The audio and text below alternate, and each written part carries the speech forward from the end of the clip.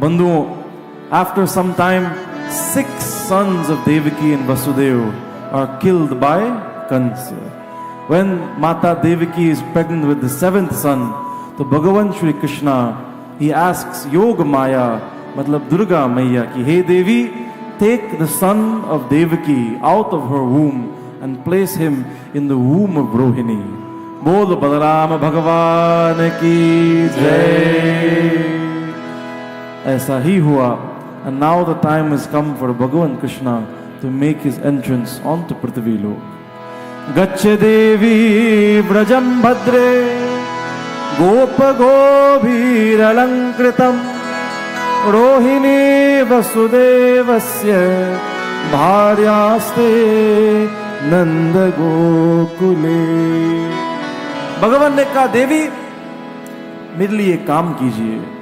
Nand गोकुले, go to Gokul, go to the home of Nanda Baba and Yashoda. And when you go there, place yourself in the womb of Mata Yashoda. You will be born to Yashoda, I will be born to Devaki or Vasudev, and then we will be exchanged. मेरे लिए काम करिए. और देवी, if you do this for me, नामधेयानि कुर्वन्ते स्थानानि च नरा भुवि. This world will remember you and worship you with many different names, Devi. Durgeti, Bhadrakaliti, Vijaya, Vaishnaviti cha. अर्थात भगवान विष्णु की बहन है माता दुर्गा जी. बोल जगदम्बिके मैया की जय. अब बंधुओं, वो समय आ गया when भगवान Shri Krishna will take his place in the womb of Mata Devaki. पहले बार भगवान श्री विष्णु विधिवत रूप से जन्म लेंगे. He will take जन्म from a womb. गर्भ से जन्म लेंगे. All of his other avatar, he appeared in front of his devotees. Even as भगवान श्री राम, माँ कौशल्या तो गर्भवती थी, but भगवान श्री राम अचानक से प्रगट हो गए. भय प्रगट कृपाला दीन दयाला कौशल्या हितकारी. तो भगवान Shri Ram also appeared in front of माता कौशल्या. भगवान ने अवतार लिया, ये बड़ी बात नहीं है. भगवान ने जन्म लिया, ये बड़ी बात है. That is why we say Krishna Janmashtami. Krishnashtami नहीं कहते हैं. We say Ramnavami, Radha Ashtami. But when it comes to भगवान Shri Krishna, we never say Krishnashtami. हमेशा जन्माष्टमी कहते हैं. Because भगवान कृष्णा took जन्म. जैसे मैं और आप जन्म लेते हैं, the way we are born from our mothers, the same way Bhagavan Krishna took birth from the womb of Devaki. When the divine Tej of Bhagavan Vishnu planted itself into the garbha of Mata Devaki, all of the devatas came to offer prarthana. All of the devatas came to offer stuti. Satya vratam satya param trisatyam satyasya yonim निहितं च सत्ये सत्यस्य सत्य मृत सत्य नेत्रं सत्यात्मकं त्वां शरणं प्रपन्ना.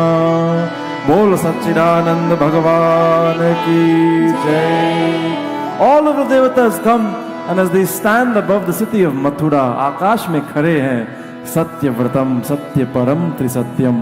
They call Bhagavan Krishna by this name, हे सत्य देव, हे सच्चिदानंद. बार बार सत्य क्यों बोलते हैं? पहले जब भगवान श्री राम आए, he had to kill Ravan. Ravan तो बहुत दूर था. This time भगवान कृष्णा, जितने राक्षस है ना, वो सब प्रभु की परिवार में हैं. All of these राक्षस are in the family of भगवान कृष्णा. मामा जी, मौसी जी. तो हे प्रभु, आप अपना धर्म को निभाइए, मत भूलना कि इनको मारना ही है. इसलिए सत्य सत्य पुकारते हैं भगवान. बोलो सच्चिदानंद भगवान की जय. एक बात बताऊं बंधुओं, साधारण बच्चे कब जन्म लेते हैं? माँ के पेट में जब दर्द होता है तो बच्चे जन्म लेते हैं. और भक्त के हृदय में जब पीड़ा होती है तो भगवान जन्म लेते हैं.